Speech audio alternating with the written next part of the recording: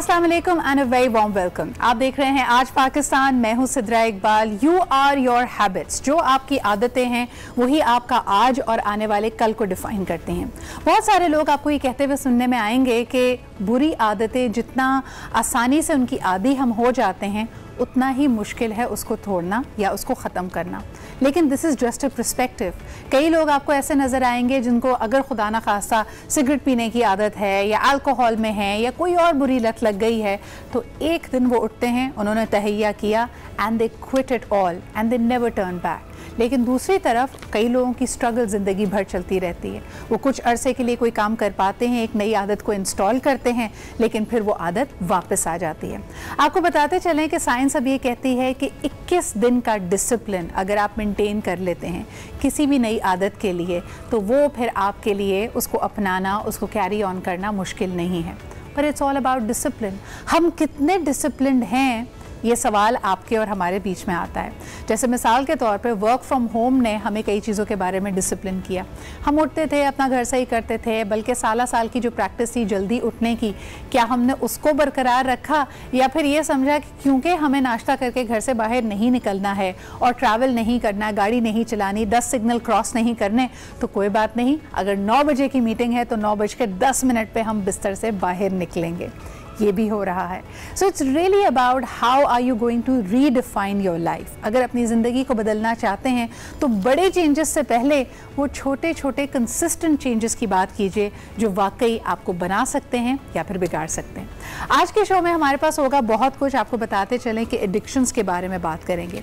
The drug danger for young people in Pakistan and world over is very real. और ख़ास तौर पर आजकल की सिनेरियो में जब हम स्ट्रेस के बारे में बात करते हैं, एंजाइटी और अनसर्टेनिटी की बात करते हैं कि आने वाला कल हमारे लिए इतना बेयकीनी का हमें मुब्तला करता है कि कई लोग उससे राह फरार चाहते हैं। और ये राह फरार कभी कभार ड्रग्स की सूरत में भी होती हैं।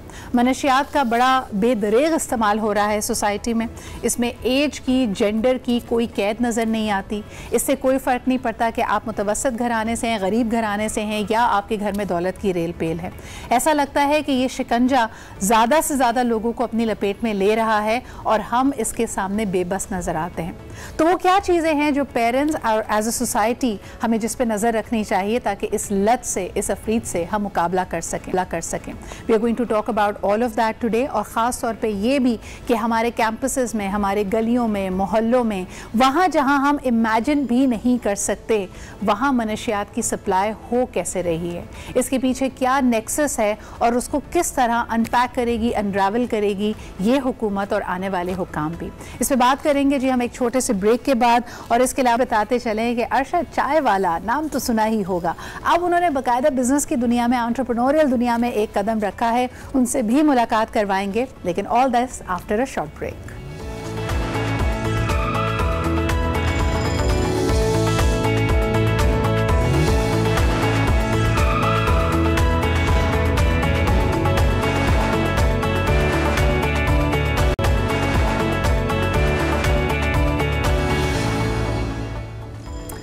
Welcome back after the break. आप देख रहे हैं आज पाकिस्तान। अब बात करेंगे ब्रेस्ट कैंसर के हवाले से। अक्टूबर का महीना पूरी दुनिया में पिंक अक्टूबर के तौर पे मनाया जाता है कि ज़्यादा से ज़्यादा छाती के सरतान के हवाले से अवेयरनेस दी जाए। I am proud to be a part of Mrs Samina Alvi's initiative, the first lady of Pakistan, जिन्होंने गुज़िस्ता 2 सालों से अपनी एक मुहिम बनाई हुई है। इसको स्ट्रांगली वो एडवोकेट कर रही हैं।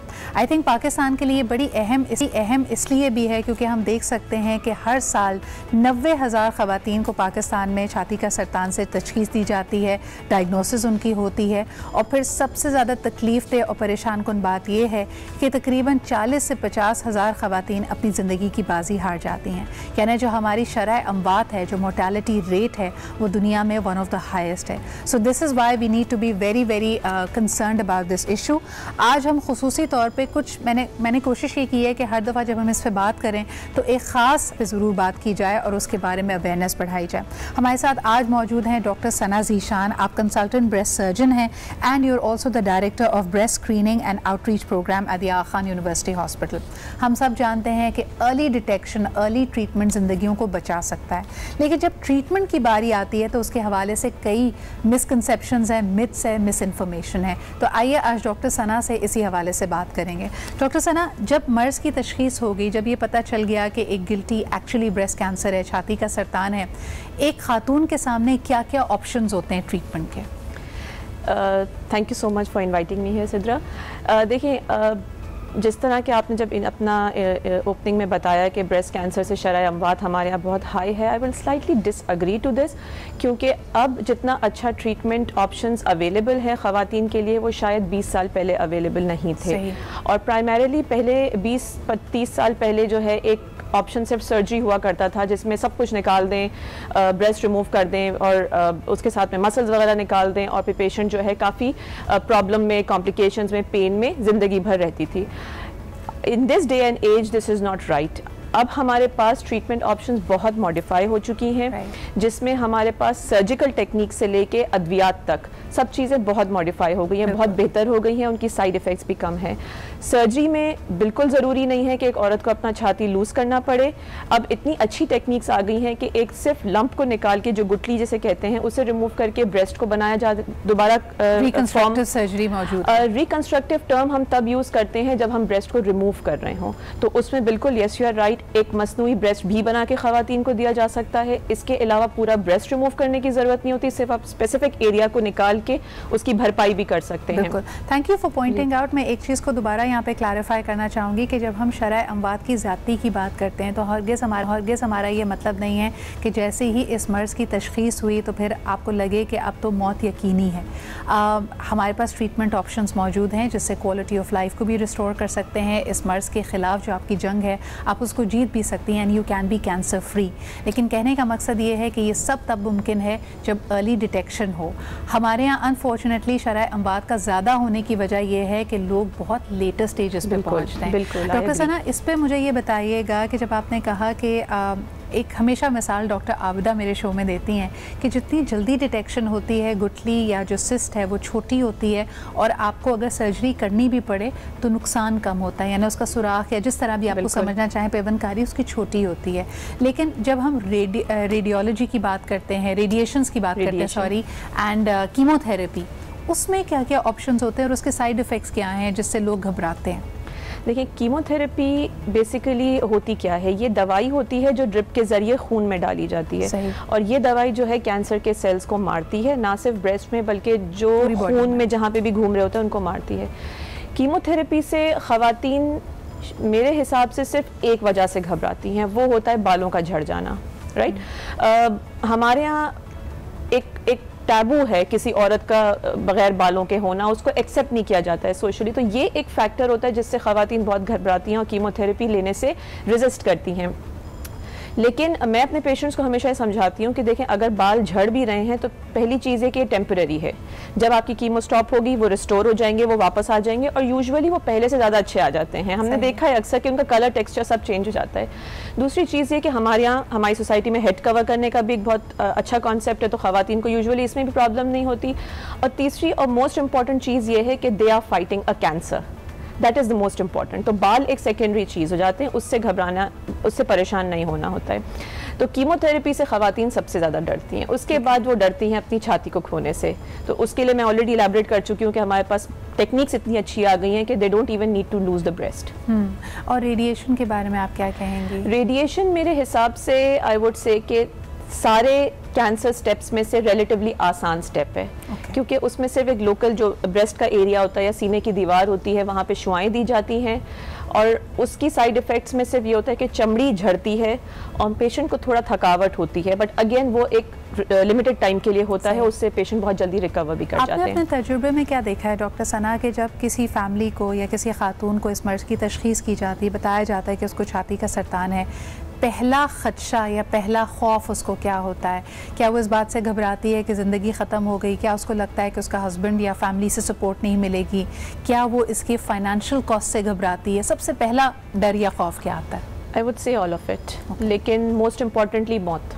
इनको ख़वातीन को लगता है कि कैंसर, ब्रेस्ट कैंसर मौत की अलामत है। And I am so glad you brought it up, क्योंकि अगेन आज के ज़माने में ब्रेस्ट कैंसर होना मौत की अलामत नहीं है, ये कम्प्लीटली क्योरेबल है, प्रोवाइडेड आपने उसको जल्दी डिटेक्ट करवा लिया, जल्दी वर्कअप करा लिया और जो एडवाइस थी ट्रीटमेंट वो फॉलो कर ली, दैट्स मोस्ट इंपॉर्टेंट। बिल्कुल। अच्छा डॉक्टर सना, इसमें एक ये बात भी बड़ी अहम है, because a woman goes through many cycles और हार्मोनल चेंजेस भी उसकी बॉडी में हो रहे होते हैं जब आप प्रेग्नेंट हैं, फिर पोस्ट प्रेगनेंसी। तो कई लोग कहते हैं कि जी इसको इग्नोर करने की वजह 2-3 वजूहात बनती है। नंबर 1, जो गिल्टी थी वो अनडिटेक्टेड थी, यानी उसको कभी देखा ही नहीं गया, या दूसरी सूरत में कि गिल्टी का पता था लेकिन उसको नॉर्मल समझा गया। अगर एक खातून अपनी छाती में किसी गिल्टी को फील करती है, what is your recommendation to her? उसको अगला स्टेप क्या करना चाहिए इस बात से कतई नज़र कि वो गिल्टी तकलीफ दे है या नहीं है? सिद्रा, ब्रेस्ट कैंसर में जो गुठली बनती है उसका दर्द से कोई ताल्लुक नहीं है, ठीक है? Pain has nothing to do with breast cancer, we should be very clear about it. Breast cancer की गुठली में दर्द नहीं होता। बहुत सी खवातीन क्लिनिक में आती हैं और कहती हैं हमें तो दर्द ही नहीं हुआ इसलिए हमने नहीं दिखाया। दूसरा, खौफ कि कहीं कैंसर का पता ना चल जाए, राइट, उससे भी बहुत इग्नोर होता है। इसके अलावा ऑल्टमेंट्स, ठीक है, लोग दूसरे रास्तों पे चले जाते हैं और उसकी वजह से टाइम वेस्ट होता है और डिजीज़ एडवांस हो जाती है। फिर जब वो सही ट्रैक पे पहुंचते हैं उसके बाद उनके लिए भी ट्रीटमेंट मुश्किल है और हमारे लिए भी मुश्किल है कि हमें ब्रेस्ट भी रिमूव करना पड़ता है, बहुत सारी चीज़ें। तो अगर कोई लेडी को अपनी ब्रेस्ट में गुठली महसूस हो रही है, ना सिर्फ गुठली, कोई भी चेंज फील हो रहा है जो पहले ब्रेस्ट में नहीं था, मसलन स्किन में कोई चेंजेस आ रही हैं, कोई जख्म बन रहा है, गढ़ा बन रहा है, हो रही है, खून आ रहा है निप्पल से, निप्पल में जख्म बन रहा है या निप्पल अंदर को धंस जाए या बगल में गुठली फील हो, इन सूरत हाल में उसको फ़ौरन चाहिए कि जो ब्रेस्ट स्पेशलिस्ट हैं जो स्पेसिफिकली ब्रेस्ट में डील करते हैं उनसे फौरी राब्ता करें और अपना चेकअप करवाएं।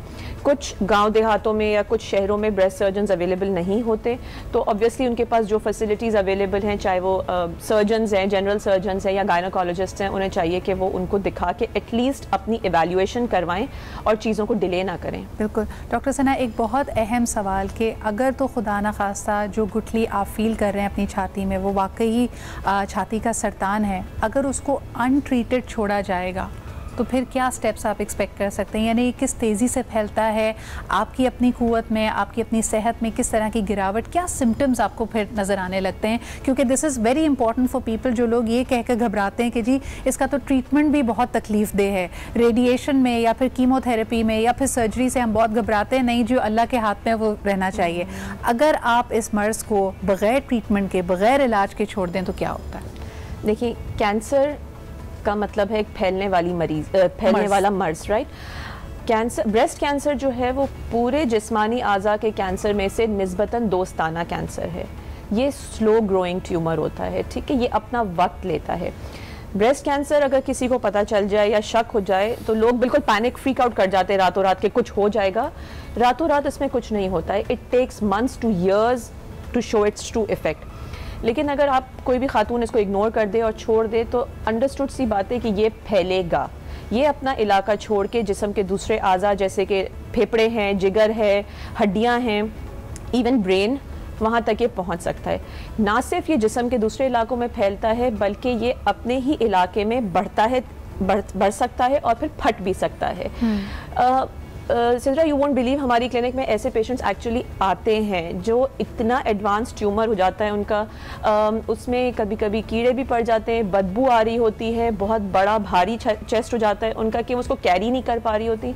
और समटाइम्स हम ऑब्वियसली हम बहुत शॉक्ड होते हैं कि ये बेचारी कितने अरसे से एक प्रॉब्लम लेके she is moving around and she is not getting it addressed, सिर्फ इस वजह से कि खौफ है या वसाइल नहीं है या कोई भी और वसाइल नहीं है या एक्सेस नहीं है। जैसे कि इंटीरियर के गांव देहातों की खवातीन को जब एक्सेस ही नहीं होता या उनको सपोर्ट नहीं होती, फैमिली सपोर्ट नहीं होता, अपने हस्बैंड्स या उनके फादर्स या माएँ छुपा रही होती हैं, तो वो बेचारी बहुत लेट पहुंचती हैं सही सेंटर में, और जब वो जितना एडवांस आता है उतना ऑब्वियसली हमारे लिए डिफिकल्ट हो जाता है। लेकिन ये मुमकिन है कि अगर अर्ली डिटेक्शन हो, जो आपने ऑप्शंस बताया, अगर ट्रीटमेंट प्लान्स को फॉलो किया जाए, कीमोथेरेपी से या सर्जरी से, you can be absolutely cancer free. Of course, why not? Stage 1 और स्टेज 0 वो कैंसर्स हैं जो कि आप कम्प्लीटली क्योर कर सकते हैं उनको, और एट टाइम्स आपको ज़रूरी नहीं होता कि कीमोथेरेपी भी लेनी पड़े, even that can be skipped, right? तो दैट्स मोस्ट इम्पॉर्टेंट कि भाई जैसे मैंने बताया 2 चीज़ों का डर होता है, बाल खोने का डर, कीमो का साइड इफेक्ट्स, और सर्जरी में ब्रेस्ट खोने का डर। दोनों चीज़ों से औरतें बच जाती हैं अगर अर्ली। Fight your fears. बहुत बहुत शुक्रिया doctor Sana Zeeshan for being here with us. अब बहुत ही मीनिंगफुल हमारी कॉन्वर्जेशन रही। देखिए ज़िंदगी बहुत खूबसूरत है, ये अल्लाह ताला की नेमत है। जितने हमारे दिन हैं वो तो मुकर्रर हैं, लेकिन इसको भरपूर अंदाज में जिए। उसके लिए अपने आप को वैल्यू कीजिए, अपनी सेहत को वैल्यू कीजिए, और अगर कोई भी इस तरह का कंसर्न आपको मिलता है, जिस तरह इस खुसूसी तौर पे इस बीमारी के रूप में अगर आपको कोई गिल्टी महसूस होती है अपनी छाती में, तो उसको फ़ौरन रिव्यू करवाइए, कंसल्टेशन के लिए जाइए, because that's in the best interest of you and your family. लेते हैं जी एक छोटा सा break, will be right back.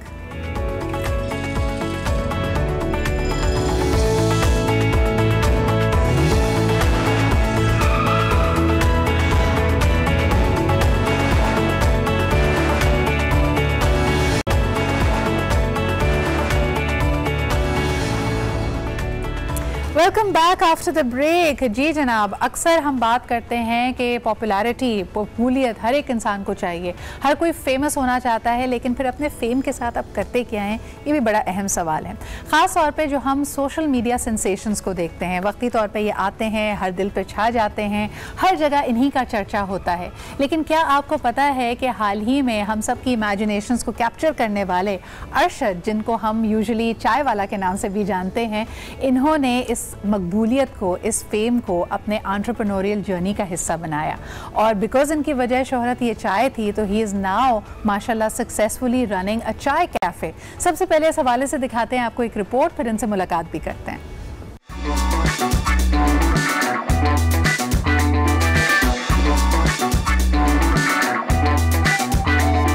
चंद साल कबल सोशल मीडिया पर धूम मचाने वाले अरशद चाय वाला के नाम से मशहूर नौजवान ने इस्लामाबाद में अपना कैफे बना लिया। अरशद ने शोबिस की दुनिया में कदम रखा और एक म्यूजिक एल्बम में भी काम किया, लेकिन अरशद फिर अचानक मंजर से गायब हो गया। अब अरशद खान चाय वाला ने इस्लामाबाद में अपना कैफे बना लिया है, जिसका नाम उन्होंने कैफे चाय वाला रखा है। उनका कैफे 10 अक्टूबर को इस्लामाबाद के डी चौक पर बुलंद मरकज की जानिब खुला है।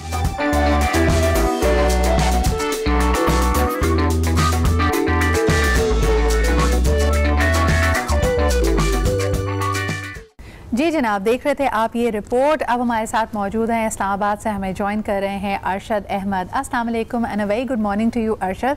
बहुत बहुत मुबारक हो, चाय वाला कैफ़े चाय वाला आपने लॉन्च कर दिया है। इसी वीकेंड पे इसकी ओपनिंग थी, कैसा महसूस कर रहे हैं आप?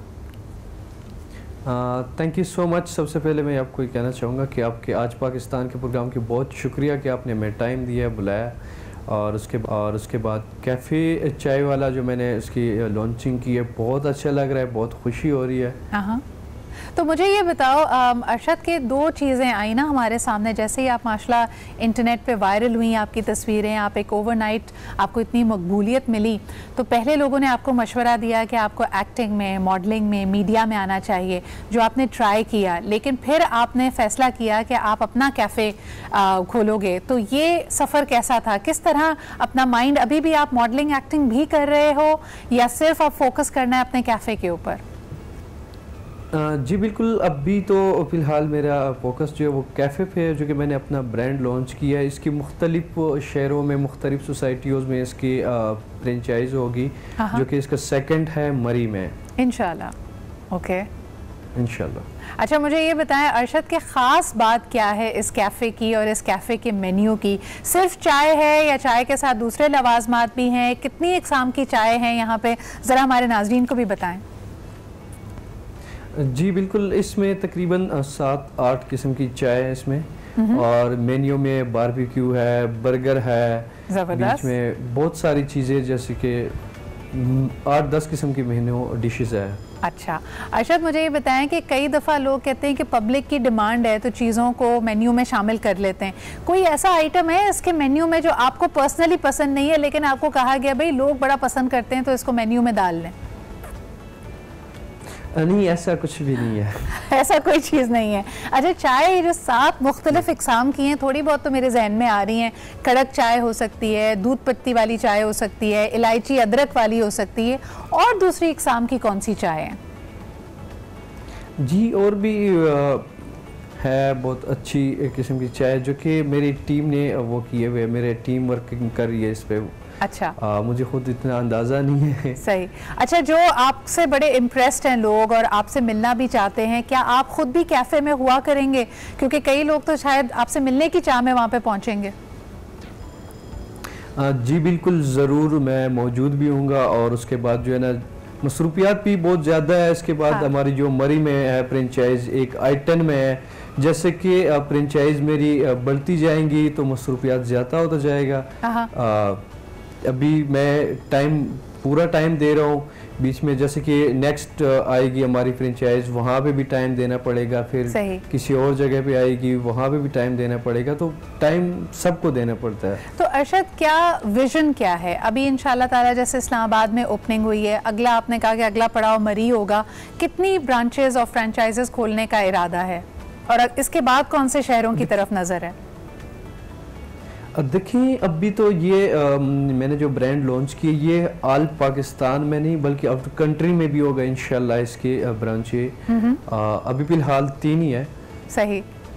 चलें, बहुत बहुत मुबारक हो and we are very excited about it. मैंने आपसे कहा था मेरा जल्द आना होगा इस्लामाबाद, और मैं जब भी आऊँगी I will definitely be there at cafe Chai Wala. Interesting चीज़ मुझे ये लगी कि आपने अपनी मकबूलियत को, अपने फेम को अपने लिए एक नई शुरुआत के लिए एक कारोबार में उसका इस्तेमाल किया है and we wish you all the best. और इसी के साथ जी हम बढ़ते हैं एक छोटे तरह वापस आएंगे तो एक अहम इशू आज मेरे पास है। शुरुआत में भी हमने बात की, कई लोगों के लिए तो चाय बड़ी एडिक्टिव होती है, लेकिन इसके अलावा कई नुकसानदेह एडिक्शंस आपकी ज़िंदगी में आ सकती हैं। इसमें हम खुसूसन ज़िक्र यहाँ पे कर रहे हैं मनशियात का, जो कि एक ऐसी प्रॉब्लम है, एक ऐसा चैलेंज है जो ख़ास तौर पे हमारी मुल्क, हमारी सोसाइटी के सामने है, क्योंकि we have a youthful population. तो पेरेंट्स को, टीचर्स को, इदारों को और ख़ास तौर पे हमारी यूनिवर्सिटीज़ को किन चीज़ों के बारे में ज़्यादा मुहतात होना चाहिए, ज़्यादा चौकन्ना होना चाहिए, इस पर हम बात करेंगे। ये एडिक्शंस क्यों होती हैं, कौन है जो इस बुराई की तरफ बच्चों को, स्टूडेंट्स को, यंगस्टर्स को राग़िब करता है। These are the things that we'll be discussing। एक छोटा सा ब्रेक लेते हैं, we'll be right back।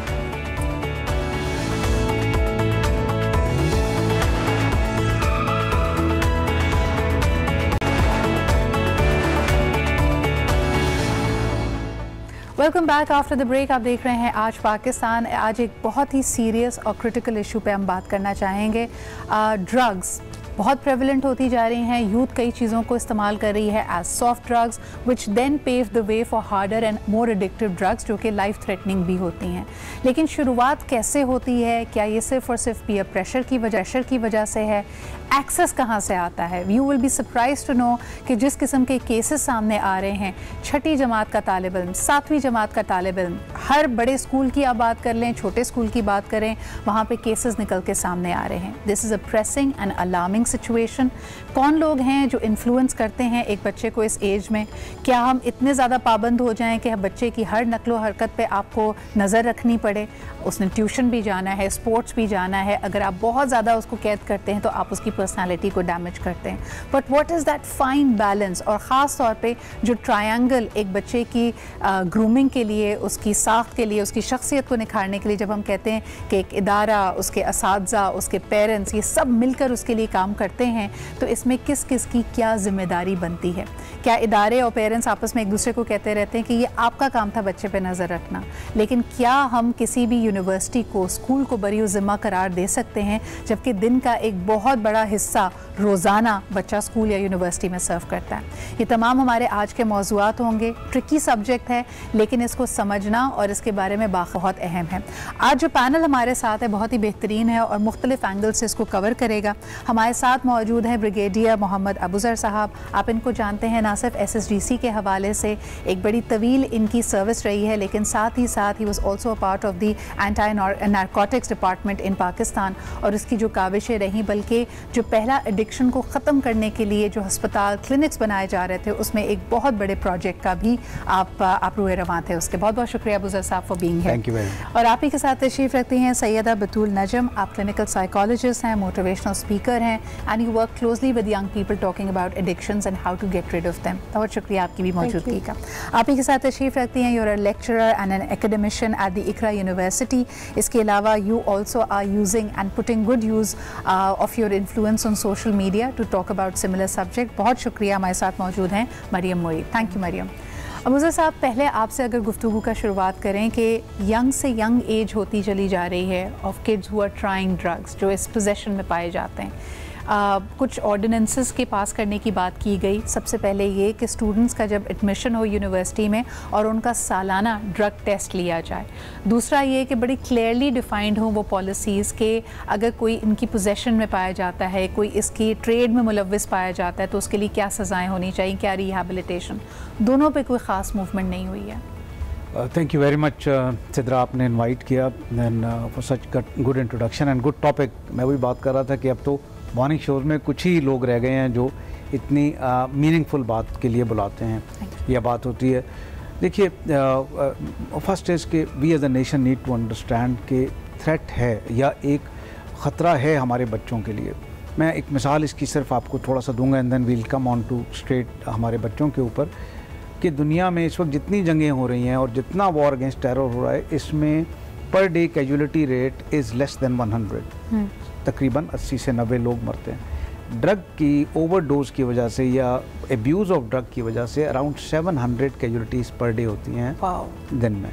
सो एक फिगर, हम इतने ज़्यादा, जितना एक जंग में हमारे बच्चे, जितना आजकल या शाम का कोई बच्चा ख़तरे में है, तो हमारे बच्चे उससे 7 गुना ज़्यादा ख़तरे में हैं in case of drugs. One second, जो ट्रेड है दुनिया का, उसमें सबसे बड़ा ट्रेड सॉफ्टवेयर का या ये जो आप ये कहें कि जो साइबर का है, and second is the machinery, war machine, and the third biggest trade is drugs. $3 trillion का ये इकॉनमी है जो रन ओवर होती है पूरी दुनिया के अंदर, इससे ज़्यादा की। अब आ जाते हैं हमारे बच्चों पे। देखिए, पहले तो अवेयरनेस नहीं है, हमारे माँ बाप को उस ख़तरे का अंदाज़ा ही नहीं है जो उनके बच्चों को दरपेश है। अवेलेबिलिटी नॉट सिर्फ पाकिस्तान में नहीं, Sidra, this is in India, this is in the region, Europe, America. ऐसे बच्चे की मैं आपको मिसाल दूं जो अमेरिका से मदीना गया तो उसको मदीना में भी ड्रग मिल रहा था, वो वहाँ से पाकिस्तान आया, हैदराबाद जैसे छोटे शहर में, उसको वहाँ भी ड्रग मिल रहा था। एंड एस्टॉनिशिंगली जब हम उसको इन्वेस्टिगेट कर रहे थे तो ही सेड कि मेरे अमेरिका वाले दोस्तों ने बताया था कि हैदराबाद में तुम्हें कौन ड्रग देगा। अच्छा, दिस इज़ वेरी इंटरेस्टिंग। मैं चाहूँगी कि इसको आप थोड़ा और एलाबरेट करें, वाजे करें कि एक दफ़ा जब लत पड़ जाती है तो इससे फ़र्क नहीं पड़ता कि जियोग्राफिकली बच्चा इस सिटी से मूव करके कहीं और जाए, उनके नेटवर्क्स इतने स्ट्रॉन्ग होते हैं, उसको पता है कि उसकी ज़रूरत की चीज़ उसको कहाँ से मिलेगी। जी exactly, they work on the web. अब अपने बच्चों को जब वो यूज़ करते हैं कंप्यूटर्स तो प्लीज़ देखिए उनकी स्क्रीन पे क्या है, उनके स्क्रॉलिंग या उनकी जो सर्फिंग है उसका हिस्ट्री देखिए। उनको बहुत देर तक कमरों में इकट्ठा अकेला ना छोड़िए। These guys recruit our children through those networks, जो आप डार्क वेब कहें या डीप वेब कहें या what ever you call it, ये बच्चों को वहाँ से रिक्रूट करते हैं। और उसके बाद then it is so easy to give कि जब हम एक बच्चे का इंटेरोगेशन कर रहे थे हैदराबाद में तो आपको ये बताया कि he was getting instructions from abroad, उसको पेमेंट भी वहीं से आ रही थी बिकॉज इसके दोस्त बाहर थे, माँ बाप पैसे नहीं दे रहे थे, तो उसको इस ड्रग वाले को पेमेंट अमेरिका से हो रही थी। How organise these guys are, ये हमारे माँ बाप को नहीं पता। अच्छा, the same way these people get into the education institutions. बहुत आसान है, एक बच्चा वो अंडर स्ट्रेस होता है, आजकल के माहौल में माँ बाप फैक करता था। ये बड़ी इम्पॉर्टेंट बात आपने यहाँ पे की है क्योंकि जो लोग इंडियन न्यूज़ को इस वक्त फॉलो कर रहे हैं, किस्सा शुरू हुआ था एक मशहूर एक्टर की सुसाइड से या अलेजेड सुसाइड से, because he was found dead in his apartment on June 14th, और उसके बाद what has unfolded is a completely different saga. इस वक्त कहा जा रहा है, बहुत सारे लोग ये क्लेम कर रहे हैं, news sources and Insiders of the Indian film industry के 90% इनकी इंडस्ट्री ड्रग्स में मुलव्विस है और इनके यहाँ ये बिल्कुल आम बात पाई जाती है, जिसका नोटिस लिया है NCB ने, narcotics control board in India, और इस पर इन्वेस्टिगेशन इस वक्त हो रही है कि इन स्टार्स को, इन बॉलीवुड स्टार्स को ड्रग्स कहाँ से पेडल होती थी, क्या ये खुद भी उसमें मुलव्विस हैं, ये पार्टी लाइफस्टाइल का हिस्सा है। What I want to come to is Batool, जब आपको ये कहा जाता है कि बड़े बड़े स्टार्स जो इनके लिए रोल मॉडल्स हैं, आइकन्स हैं, इनके फैंस हैं ये बच्चे, जब कहा जाए कि ये भी इस्तेमाल करता है, इसका साइकोलॉजिकली, इमोशनली एक बच्चे की शख्सियत पे क्या असर पड़ता है? हमारा जो सबसे बड़ा प्रॉब्लम है वो ये है कि our kids don't have any role models. तो वो किसी ना किसी को तो फॉलो करेंगे. So unfortunately people like these become the negative role models for our kids. अब वो देख रहे हैं कि वो ये सब करते हुए भी एक फैंटेसाइज वर्ल्ड में वो इतने सक्सेसफुल हैं.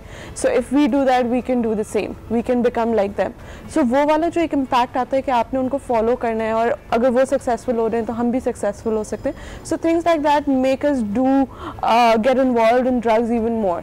बतूल, psychologically what makes drugs so cool and attractive? और ख़ास तौर पे सबको पता है कि इसके मुज़र असरात हैं. एक तो हर बच्चा या जो शुरू में करने को ट्राई करता है वो ये समझता है I am stronger than the drug, ये मुझे एडिक्ट नहीं बनाएगी, मुझे आदत नहीं होगी, मैं एक दफ़ा ट्राई कर रहा हूँ और this is for fun. What makes it so cool कि वो अट्रैक्ट होते हैं इसकी तरफ? पहली बात तो जो आपने कही कि our stars and our role models are involved in that. So हम क्योंकि उनकी ज़िंदगी को आइडलाइज कर रहे होते हैं तो इसलिए हमें भी दिल करता है कि हम भी वही चीज़ करें जो वो कर रहे हैं. Other than that the way media has been portraying drugs, वो बहुत एक फैंटेसी वर्ल्ड दिखाई जाती है जिसमें everything is so cool, there are colours and we are having fun and you break the barriers and you get free. So people, especially kids who have been very stressed out, वो जब ये देखते हैं कि एक हमें ऐसा coping mechanism मिल रहा है जिससे हम free हो जाएंगे और जिससे हम stress free हो जाएंगे, so you know that's something very charming for the child. Yes. So वो उस वजह से ज़्यादा involve होने लग जाते हैं. आपके तमाम प्रॉब्लम्स का, परेशानियों का हल एक डिस्ट्रैक्शन के तौर पे, एक खूबसूरत रंगीन दुनिया के तौर पे आपको दिखाया जाता है. शुरू में आपके बच्चे को हो सकता है उसके पीयर्स की तरफ से या जो भी उसका इंट्रोड्यूस करने वाला है ये तक कहा जाए कि ये एडिक्टिव नहीं होती, ये वंस इन अ व्हाइल आपने इस्तेमाल किया. लेकिन जो जहन में इमेज आता है, मुझे ये बताइएगा मरियम, अगर मैं कैंपसेस की बात करूं, क्या टीचर्स, क्योंकि नकलो हरकत में आप लोग आई एम श्योर कोई तब्दीली महसूस कर लेते होंगे या ग्रेड्स गिर रहे हैं, एटीट्यूड में तब्दीली आ रही है, क्या ये कैंपसेस और आपकी इंतज़ाम आपको ये राइट्स देती है कि आप बच्चे का बैग सर्च कर सकें या देखें कि उसके पास कोई ड्रग्स तो नहीं है? If we have such a hint तो हम लोग ज़रूर चेक कर लेते हैं. हम लोग बच्चों के बिहेवियर से नोटिस कर लेते हैं that you know something is fishy. Actually this is very much a part of the new norm in the youth culture. तो वो फिर बहुत जल्दी बच्चे इस चीज़ को अडाप्ट कर लेते हैं और इस चीज़ को मान लेते हैं कि ये हमारे कल्चर में इट्स लाइक वेरी कॉमन. क्योंकि हम जब हमारे माँ बाप के ज़मानों में नहीं था और अभी के ज़माने में हम लोग के साथ में it's a new normal these days. So when they adopt this तो वो इसको समझते हैं कि वी आर. और किसी भी यूनिवर्सिटी की किसी भी स्कूल की यानी हो सकता है अलग अलग पॉलिसीज़ हों, लेकिन क्या ज़ीरो टॉलरेंस पॉलिसी है? क्या होता क्या अगर खुदा ना खासा एक बच्चे के पास से ड्रग्स बरामद होती है तो क्या फर्स्ट स्टेप या नेक्स्ट स्टेप होता है? देखिए, किसी भी बच्चे को इसी तरह इस बेसिस पे निकाल देना इंस्टीट्यूट से, I think that this is not justified, right. हम उसको सस्पेंशन देते हैं, फिर उसके बाद उसकी काउंसलिंग करते हैं. बिकॉज सी निकाल देना इज़ नॉट अ सोल्यूशन. फिर तो वो बच्चा यहाँ से जाएगा, कहीं और बैठ के कर लेगा, किसी और यूनिवर्सिटी में जाके बैठ के कर लेगा या घर पे कर लेगा. We need to give counselling and we should give counselling. The reason is अगर हम इसको यहाँ पे नहीं रोकेंगे और इसको भी काउंसलिंग के बाद भी it takes a lot of time for the child to drop चाहिए. बड़ा अहम नुक्ते पे हम पहुँचे हैं जी. एक छोटा सा ब्रेक लेना पड़ रहा है, वापस आएंगे अपने पैनल से पूछेंगे कि अगर खुदा न खासा किसी यंग बच्चे को, किसी टीनेजर को ये लत लग जाती है तो स्टेप्स डिफाइंड होने चाहिए. हमें बड़ी हैरत होती है कि आज हम कोविड के SOPs की बात कर रहे हैं, लेकिन साल 2020 में भी एक ऐसा मुल्क जिसकी आबादी का बेशतर बल्कि 70% हिस्सा यूथ पे मुश्तमिल है, नौजवानों पे मुश्तमिल है, हमारी कोई ड्रग पॉलिसी नहीं है. हमें नहीं पता कि एक बच्चे के पास अगर ड्रग्स मिलती हैं तो हमें क्या करना है. पेरेंट्स को पहले इन्फॉर्म करना है, बच्चे को सस्पेंड करना है, बच्चे को काउंसलिंग देनी है तो किस तरह की देनी है, और दूसरे बच्चों और उनके वालिदैन का इसके ऊपर क्या एक नैरेटिव हो सकता है, क्या वो इस बात पे ओके भी हैं कि इस बच्चे को हम कंटिन्यू करने की इजाज़त दे रहे हैं. So all these are pressing questions. इसके साथ साथ आप यानी it's not about stigmatizing the child. ये किसी भी बच्चे के साथ हो सकता है, किसी भी लड़का हो या लड़की हो, इसकी भी कोई तफरीक नहीं है. पेरेंट्स को अवेयर ज़्यादा होना पड़ेगा. एक छोटा सा ब्रेक लेते हैं, will be right back.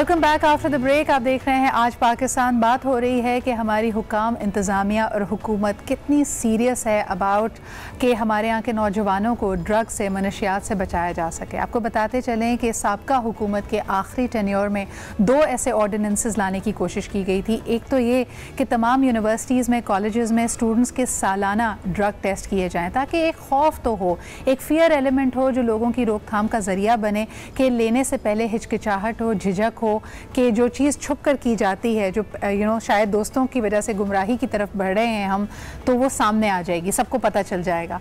And secondly कि किस तरह कैंपसेस को ड्रग फ्री किया जाए। अनफॉर्चुनेटली दोनों ऑर्डिनेंसेस पास नहीं हो सके। तो देखना यह है कि पाकिस्तान में कवानीन कितने सख्त हैं। अबूज़र साहब, अपोज क्यों हुए थे? ये टेन्योर कम था, टर्म कम था, इसकी वजह से? एक्चुअली अगर सिद्रा जैसे आप बात करें कि हमारे पास तो इस वक्त लॉ नहीं है। अच्छा, ये लॉ कैसे बने इसका थोड़ा सा मैं बैकग्राउंड दूं कि एक स्टडी हुई इस्लामाबाद के स्कूल्स एंड कॉलेजेस के ऊपर। You will B astonished 51% of the students were found drug addicts. They have used kind of drugs? Any kind of drug once in life. I mean, they have tasted or they have tried the drug at least once. 51%. And then they did the same in Lahore. तो लाहौर के जो major बड़े colleges और universities हैं, वहाँ पे data आया 57%. Wow. So this was now the government was shocked. ये लास्ट डेज थे लास्ट गवर्नमेंट के, और उसमें इन्होंने 2 बिल पास किए, compulsory drug testing of students 2018, and second was prohibition of drugs in education institutions. This was again 2018. अब उस पर बात आगे नहीं चली because assemblies were dissolved, care takers आ गए, उसके बाद फिर नई गवर्नमेंट आई। नई गवर्नमेंट में मुझे याद है कि शहरियार आफरीदी साहब ने शुरू में आके फिर एक दफ़ा जोर लगाया कि हम इस्लामाबाद को ड्रग फ्री करेंगे। अनफॉर्चुनेटली हमारे पास अब भी उसका रोड मैप नहीं है, हमारे पास लॉज नहीं हैं। आप के कुछ कॉलेजेस में जाइए तो वहाँ पे ज़ीरो टॉलरेंस है। They found the drug and they throw him out. अभी मैडम ने फरमाया कि ये इलाज नहीं है, वो तो और ज़्यादा डिप्रेशन में चला गया और वो और यानी वो जो एक उसकी आड़ थी वो भी ख़त्म हो गई कि अब तो सबको पता चल ही गया है, मैं तो हूँ ही बुरा, इट डजंट मैटर। सो इसको अब हमने कैसे ट्रीट करना है, कैसे डील करना है, मेरा ये ख्याल है कि इस वक्त गवर्नमेंट को एक तो ये रियलाइजेशन होनी चाहिए, जो आपने बड़ा क्लियरली कहा कि यूथ है हमारे पास, बहुत बड़ा बल्ज है, एंड देन सेकेंड ड्रग की बहुत अवेलेबिलिटी है just in our neighbourhood because of Afghanistan, because of the area, region we are living in fact in whole the world. I mean, हमें अब अपने लॉस को बहुत दोबारा सोचना पड़ेगा, बैठना पड़ेगा, स्टेप बाय स्टेप डिफ़ाइन करें कि डिसिप्लिनरी एक्शन क्या होंगे, 1, फिर करेक्टिव मेजर्स क्या होंगे कि जिसमें उस पर्टिकुलर चाइल्ड का रिहेबिलिटेशन हो, एंड सेकेंड एंड थर्ड कि बाकी एनवायरनमेंट जो उसकी वजह से पॉल्यूट हुआ या और लोग जो इस नेटवर्क में हैं हम उनको देखेंगे। स्कूल्स कॉलेजेस के बाहर कैंटीन्स का काम, कैंटीन वाले होते हैं। एक मैं विदाउट नेमिंग एन इंस्टीट्यूट में एक आपको थोड़ा सा किस्सा बताऊं ताकि अंदाज़ा हो हम सबको कि हम कितने डेंजर में हैं। एक यूनिवर्सिटी के हॉस्टल की जब तलाशी ली गई तो एक ऐसा आदमी मिला उस हॉस्टल में जो पिछले 2 सालों से एज ए नॉन स्टूडेंट उस हॉस्टल में रह रहा था। वाओ। अब अच्छा कॉलेज है ये, अच्छे यूनिवर्सिटी की बात कर रहा हूँ। उसके रूममेट्स चेंज होते थे और वो हर रूममेट को अपने उसके अंदर नेक्सस में ले आता था। And what when we raided, ANF raided, तो उसके पास से 2 kg हेरोइन निकली। Heroin is the strongest drug, is a very strong drug. और वो 2 साल से जब उसको हमने पूरा इंटेरोगेट किया तो पता चला कि कितने लोगों को पॉल्यूट कर चुका है। And then when we were doing the interrogation and all that, उसी दौरान इत्तेफाक से 2 डेथ्स हुई उसी यूनिवर्सिटी में because of over doses of heroin. अब now when he was in, probably he was regulating the thing in a way कि लो, अब जैसे ही वो हमने की बीच में से निकाल ली तो maybe somebody took it out more than what he could take, and there were 2 deaths. और फिर हमने सारा वो नेटवर्क उठाया वहाँ से। सो ये यूनिवर्सिटीज़ का हाल है। अच्छा, मुझे बताइए अबूज़र साहब, because you have the key insights और आपका एक ANF का भी बैकग्राउंड रहा है, What kind of solutions are we ready for? देखिए, एक तो जैसे ही हम ड्रग्स का एक इमेज जहन में लेके आते हैं, हमें कोकेन याद आता है, हम हेरोइन के बारे में सोचते हैं, हम ऐसे लोगों को देखते हैं जो बिल्कुल ही मफलूज हो चुके हैं, ज़िंदगी उसमें है ही नहीं, कोई रमक नहीं, कोई विजन नहीं।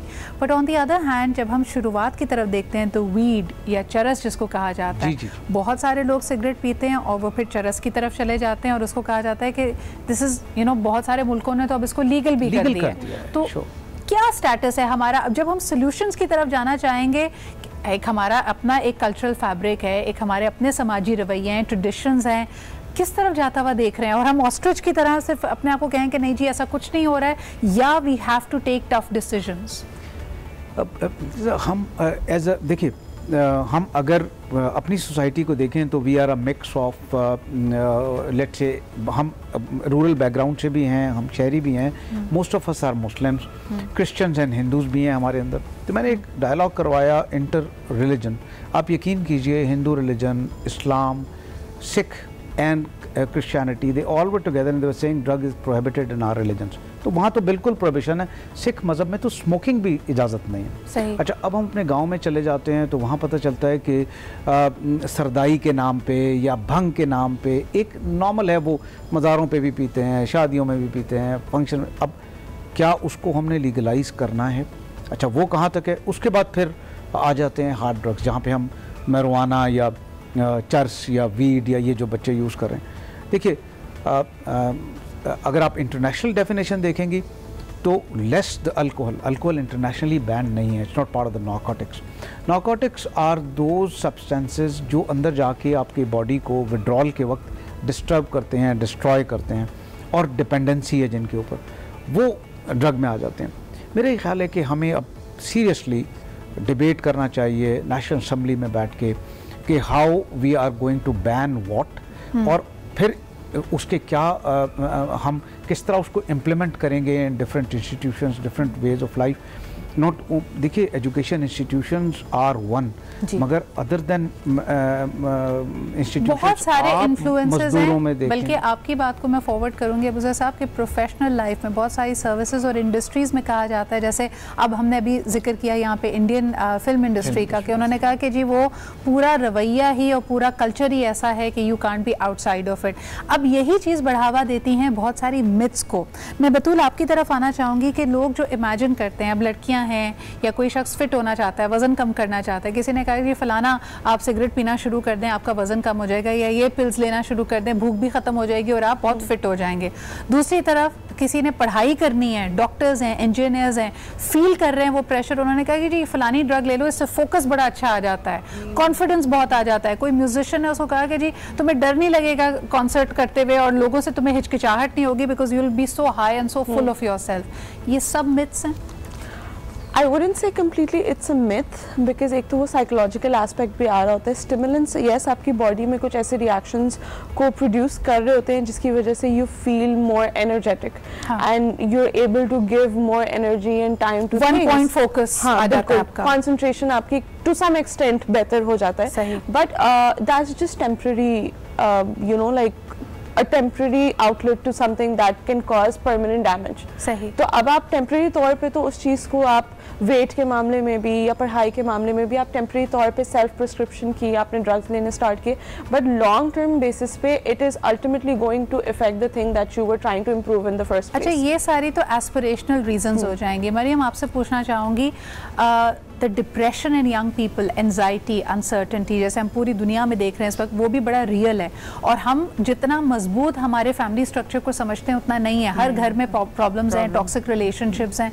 क्या आपने ये नोटिस किया है कि ये दोनों चीज़ें भी इंटरलिंक्ड हैं? जितना ज़्यादा बच्चे को घर में अच्छा माहौल नहीं मिलता, वो डिस्टर्ब्ड होता है, वो इस तरह की राह फरार इख्तियार करता है। डेफिनेटली, बिकॉज आप कंफर्टेबल नहीं होते अपने घर वालों से बात करने में, तो आप you seek, you know, shelter in other people, और हो सकता है कि वो दूसरे लोग आपको इस राह पे लेके चल रहे हैं। हम स्टार्ट करते हैं, जैसे for example we start with a sleeping pill, right, तो वो हमारी एक आदत बन जाती है। तो जब हम घर पे ही सेटिस्फाइड नहीं होंगे, अपने बड़ों से बात नहीं करेंगे, अब इवन विद आवर सिबलिंग्स हम बात नहीं करेंगे, तो जाहिर सी बात है अगर हम बाहर गलत किसी बंदे के हाथ लग गए तो डेफिनेटली वी विल। अच्छा, since both of you understand psychology and you know you work so closely with young people, मुझे बताएं कि जब हम हरासमेंट की बात करते हैं, हम कहते हैं कि यूजुअली ये कोई शख्स आपका बहुत करीबी ही होता है जो आपको हरास करता है।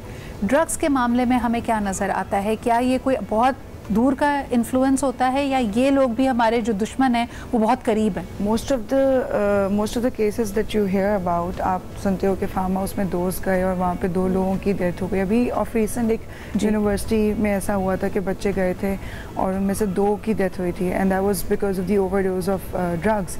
तो अब ये फ्रेंड्स ही थे। हाँ, ज्यादातर दोस्त होते हैं, नेबर्स होते हैं, कोई सीनियर है, कोई जिसको आप आइडलाइज करते हैं, कोई किसी का पीयर प्रेशर आपके ऊपर है, but this is a dangerous world. तो किसी भी अगर घर में कम्युनिकेशन बच्चे की या स्टूडेंट की आपके साथ अच्छी नहीं होगी तो वो दूसरों का कंधा तलाश करेगा, अपने प्रॉब्लम्स को किसी ना किसी के साथ वो कंफर्टेबल फील करता है, and that can be a very strong influence, that can be an influence that can make और ब्रेक योर लाइफ। और ये आपको हर जगह नज़र आएंगे, ख़ास तौर पे वो बच्चे जो बहुत यंग एज से काम करना शुरू करते हैं, वो वल्नरेबल होते हैं, तो वो अपने इर्द गिर्द के लोगों को अपने पेरेंट्स से ज़्यादा, अपने घर वालों से ज़्यादा ट्रस्ट करने लगते हैं। एक छोटा सा ब्रेक लेंगे और वापस आएंगे। ये सब बड़ी क्रिटिकल इन्फॉर्मेशन है, मुझे पता है ये अलार्मिंग भी आपको लग रही होगी, लेकिन we will focus on the fact कि बहैसियत पेरेंट्स के, बहैसियत कंसर्न फैमिली मेम्बर्स के आप क्या कर सकते हैं ताकि आपके बच्चे महफूज रहें और आपको पता हो कि उनकी ज़िंदगियों में क्या चल रहा है। Will be back after a short break.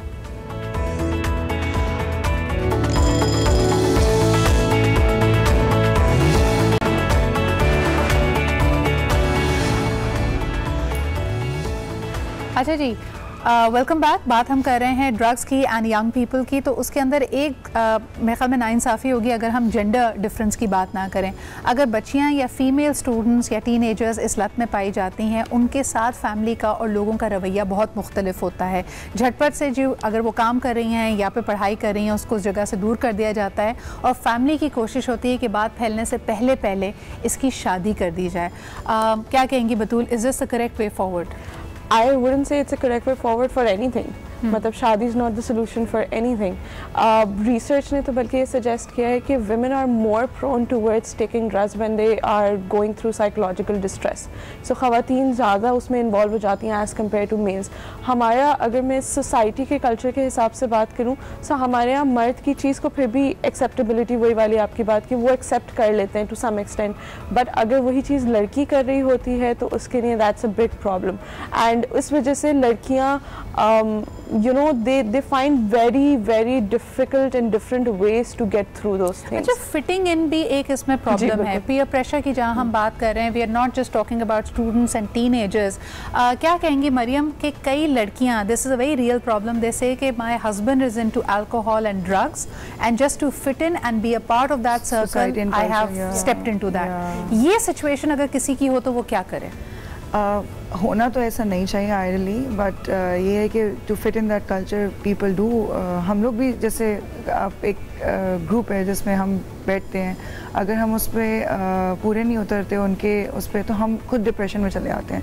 तो मेरे ख्याल से जब हस्बैंड या ससुराल वाले इस तरह के हों, जब बेसिकली शुरू यहाँ से होता है जब आप अपने हिसाब के लोगों में शादी नहीं कराते, लाइक द पीपल, माहौल में बहुत फ़र्क होता है। तो वहाँ पे फिर बच्चियों को to make their marital life stable and to you know stick to that person, वो फिर जाहिर सी बात है they do get involve in all these activities. सब आपका क्या इस पर पर्सपेक्टिव होगा? एक बड़ा पार्टी सर्किट अब बन गया है, चाहे हम उससे आंखें चुराएं या उसको एक्सेप्ट करें, it is there, what to do? देखिए सिद्रा, एक तो हम एज अ पेरेंट मैं 3-4 इंडिकेटर्स बताऊं जो एक ड्रग एडिक्ट आपको देता है। सही। और वो इंडिकेटर्स अगर माँ बाप पिक कर लेते हैं ना तो इट्स अर्लियर द बेटर। अच्छा, पहली बात, वो उसका टाइमिंग आपसे अलहदा हो जाएंगे। जब आप जाग रहे होंगे वो सो रहा होगा या सो रही होगी, और जब वो जाग रही होगी तो आप सो रहे होंगे। दिस इज़ वन इंडिकेशन कि शी और ही इज़ डिटैचिंग हरसेल्फ और हिमसेल्फ। सेकेंड, उसका चिड़चिड़ा हो जाना, वो जिद करेगा, या तो वो काम आप करें उसका और वो नहीं करेंगे तो वो उस पर, और जो उसने नहीं करना वो आप करवा के आपको वो नहीं करने देगा। सो ही इज एग्जैक्टली ढिटाई की तरफ चला जाएगा, थोड़ा सा ढीठ हो जाएगा। एग्जैक्टली। अच्छा, थर्ड इज कि उसको उसका पढ़ाई से या अचीवमेंट से दिल भर जाएगा। अब आपने उसको पढ़ाई की तरफ आप नहीं लगा सकते, आप उसको उसके टारगेट्स चेंज हो जाएंगे। And the last is he starts disowning parents up to a level where we saw children, they were saying you are not our parents, I have a guardian. When they say I have a guardian, so it means there is somebody who is giving him drug and he has become a guardian. Okay. ये last stage में जाता है। So kindly अच्छा, भूख और नींद के हवाले से क्या इंडिकेटर्स हो सकते हैं? भूख बढ़ जाती है, कम होती है, नींद ज्यादा आ रही है, क्या कहेंगे? Very different, very erratic. Depending on the kind of drug they are taking. अब हमारे एक खतरनाक चीज़ आ गई है मैथाम्फेटामिन, मैथ कहते हैं, क्रिस्टल मैथ कहते हैं, क्रिस्टल कहते हैं। Now this is hyper active, ये पार्टी फॉर 3 नाइट्स वाली ड्रग है। ये आपको इतना हाइपर एक्टिव कर देती है कि आप you start enjoying your life that way. लेकिन इसका जो विथड्रॉल होता है वो इतना ख़तरनाक होता है, वो इतना ज़्यादा डिप्रेशन में डाल देता है कि now you need the second dose, और वो second dose will give who is your guardian, he will become your guardian. So ये अच्छा, चर्च या वीड जो है ये थोड़ा स्लो डाउन करती है आपको, लेथार्जिक करती है, नींद बढ़ा देती है। सो हर ड्रग का अपना इंडिकेशन है। One, as parents we must know what are the drugs. मेरे पास एक ड्रग रिपोर्ट है। सॉरी, मैं आपकी बात इंटरचेक कर रही हूँ। I just have the last 3 minutes. Abuzar साहब, एक तो वो है ना जिनके घरों में कोई इस तरह की नेगेटिव इन्फ्लुएंस नहीं था, या का एक बच्चा कहीं से इन्फ्लुएंस होकर ड्रग्स लेने लगा है। Unfortunately it is also reality कि हमारे यहाँ ड्रग्स इतनी प्रेवलेंट हैं कि पेरेंट्स खुद ड्रग्स ले रहे हैं, और फिर वो इवेंचुअली बच्चा भी लेने लगता है क्योंकि उसने वो माहौल ज़िंदगी भर देखा है। क्या ऐसे घरों के में होने वाले जो बच्चे हैं उनके लिए कोई होप नहीं है? वो कोई उनके लिए बाउंड्रीज नहीं हो सकती? Nobody can look after them. Sidra, state has to react, we as a society have to react. Lyari में मैं मिसाल दे रहा हूँ, देखें ये इसमें पैसे का बात नहीं है, कमज़ोर हर इलाका, हर इलाका तबका। अब लियारी में माँ अलहदा नशा करती है, बाप अलहदा नशा करता है, बच्चे अलहदा नशा करते हैं। अब वी आर ट्रीटिंग पीपल, एक माँ भी एडमिट है, आपने जो जस्ट वार्ड का जिक्र किया जहाँ आप भी उसका हिस्सा रही हैं, उसमें फीमेल वार्ड भी है, चिल्ड्रन वार्ड भी है एंड मेल वार्ड भी है। इट्स वेरी अस्टॉनिशिंग कि बाप वहाँ ट्रीट होता है, माँ वहाँ ट्रीट होती है, बच्चा वहाँ ट्रीट होता है। It's so difficult. अच्छा, अब अगर ये तो वो हैं जो सरकारी इदारे हैं जो हम फ्री ऑफ कॉस्ट कर रहे हैं, या ANF फ्री ऑफ कॉस्ट कर रही है, अगर आप इसको बाहर ले जाएं तो एक जो डिटॉक्सिफिकेशन एंड रिहेबिलिटेशन की प्राइस है वो लैक्स के अंदर है, और इतने ज़्यादा एफिशिएंट भी नहीं है। Relapse rate is around 50%, more than 50%। Government has to come in, provincial governments as well as federal government. Federal government should make the law. अगर वो कहते हैं कि हेल्थ डिवॉल्व हो गई है तो लॉज तो डिवॉल्व नहीं हुए, laws national assembly has to make, they must make the laws.